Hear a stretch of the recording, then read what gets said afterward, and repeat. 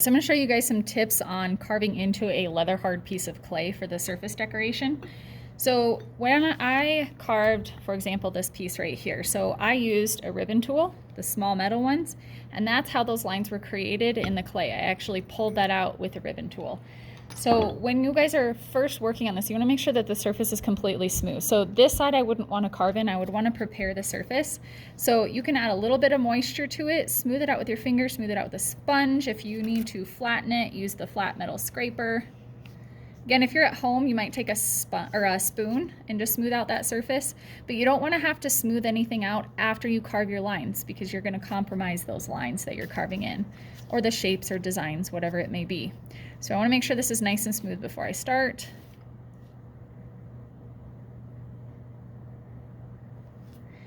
All right, so if I'm using my ribbon tools, you can see it's a loop. So it's actually gonna pull the clay out. You wanna make sure that that's completely cleaned out, and you wanna try to do it in one swoop if you can. So if I apply a little bit of pressure, I get a thin line. The harder I press, the more clay I'm going to pull out. And so that's why you wanna pull it out in one quick motion. If I end up having to go over it again, I might make some imperfections. It's hard to go over the same place in the exact same manner.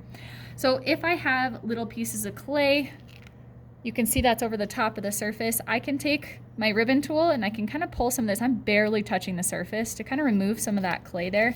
And then I can take a paintbrush, wash it out, make sure that it's clean. And I have a wet paintbrush right now, and I'm just kind of smoothing out that line to clean that up really well.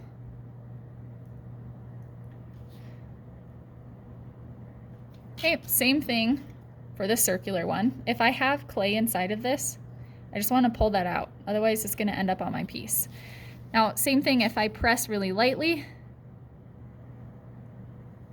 I get a thinner circular piece, and I want to make sure that my pressure relates to the thickness of my slab. So if it's not very thick, then I don't want to press down very much, otherwise I'm going to carve a big chunk out of it. So right there I kind of lost my ability to pull it back up, so I had to slow down to make sure that I'm not pushing too much of that up. You can see that there's clay pieces on the surface, so I'm going to very lightly, barely touch it to pull those up. Take my paintbrush and I'm going to smooth out that inside as well. So just carving the lines isn't enough, we still want to clean that up for good craftsmanship. You can also use these tools to make different shapes. So I want to clean this out. So let's say I wanted to create a vine and I wanted to pull out. I press down and pull up, and that's going to create more of a leaf pattern on there. I can do that as well. Now, if you're at home and you don't have those ribbon tools and you didn't want to purchase the tools, that's okay. You may need to improvise some tools. So for example, if I want to carve, this is going to be more difficult, but I just took a piece of a Sprite can and I created a V shape, and that can actually pull clay out of that surface. Just be careful not to cut yourself.